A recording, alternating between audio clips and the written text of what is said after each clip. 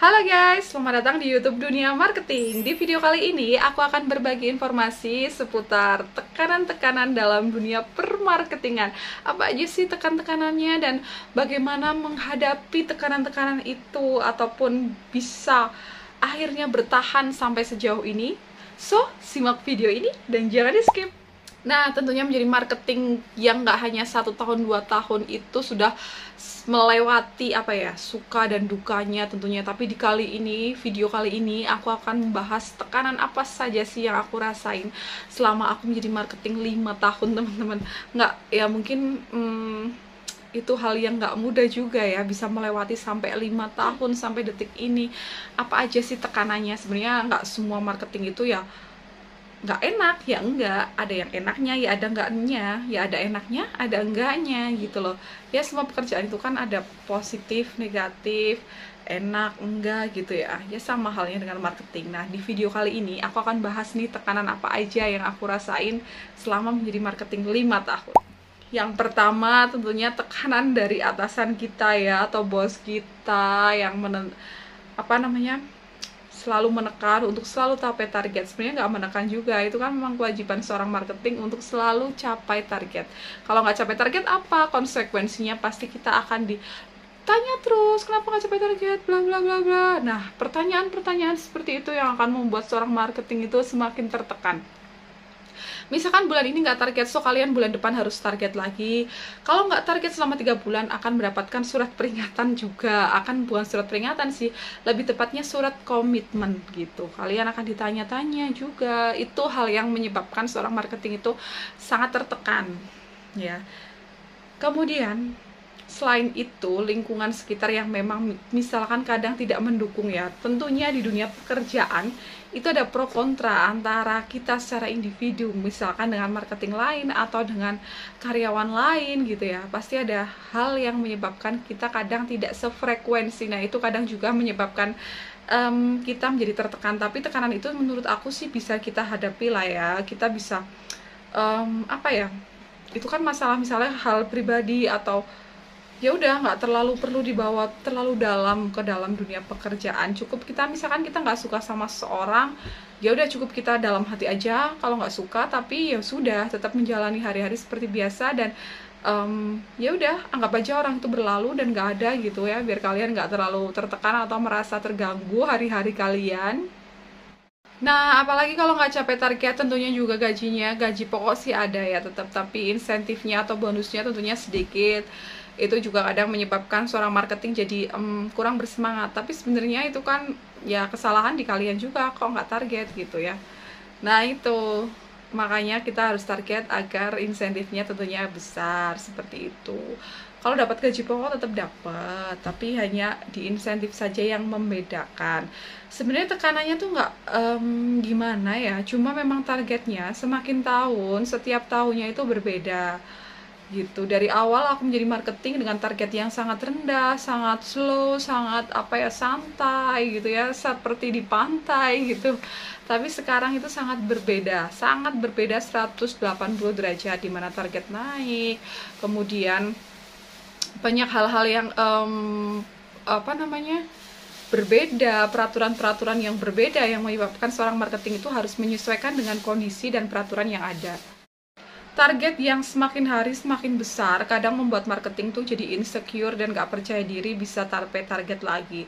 Apakah itu terjadi sama aku walaupun udah jadi marketing 5 tahun? Ya tentunya terjadi juga sama aku.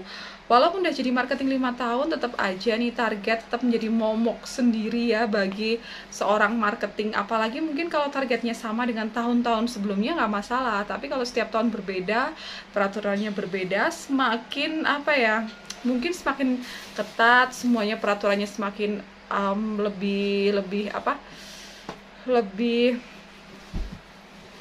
ketat lagi juga. Itu membuat marketing ya semakin tertekan, targetnya tinggi, kemudian peraturannya semakin ketat gitu ya. Kita jadi tidak terlalu bisa sefleksibel dulu gitu.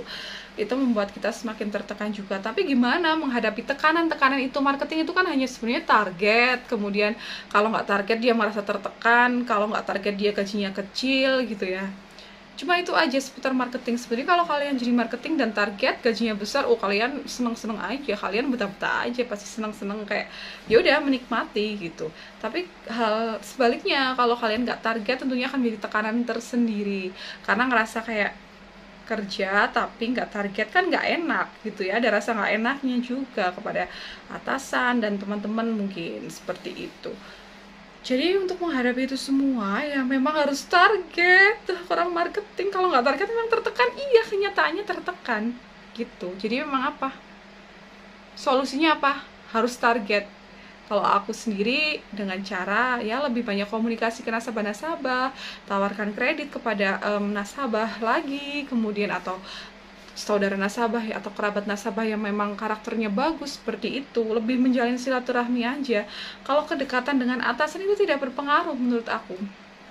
Ya mungkin ada pengaruhnya lah ya, tapi kalau di aku, di dunia permarketingan aku ini, di kantor aku nggak berpengaruh. Kalian punya orang dalam, kalian dekat dengan atasan ya sama aja, kalian nggak target ya sudah gitu loh, akan menjadi tertekan juga gitu. So gimana solusinya? Ya harus target, tetap harus target, itu harus dicamkan bagi seorang marketing gitu, karena kan ujung tombaknya sebuah perusahaan itu kan dari marketing. Nah kalau marketingnya sendiri nggak pernah target, gimana perusahaan itu akan maju ya kan? Tapi kita tekanannya memang tinggi banget, dan yang nggak aku sukai memang apa ya, nanti dapat harus surat komitmen, harus komitmen 3 atau 2 bulan ke depan harus target seperti itu. Sedangkan untuk melewati target itu ada kendala sistemnya juga. Maksudnya kendala sistem seperti halnya marketingnya tidak bisa pencairan kredit karena nasabahnya ada yang macet. Ya banyaklah hal-hal yang menyebabkan kadang seorang marketing itu tertekan ya karena itu ya. Oke. Kalian kalau mau jadi marketing mungkin harus siapkan mental kalian gitu, karena ya nggak nggak segampang itu.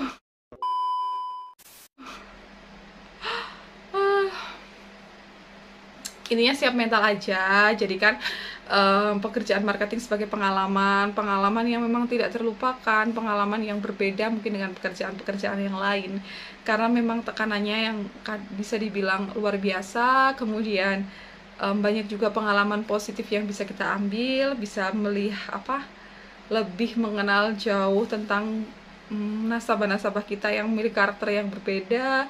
Kita lebih tahu juga usaha-usaha yang awalnya kita nggak tahu, kita jadi tahu gitu ya, tambah pengalaman tentunya.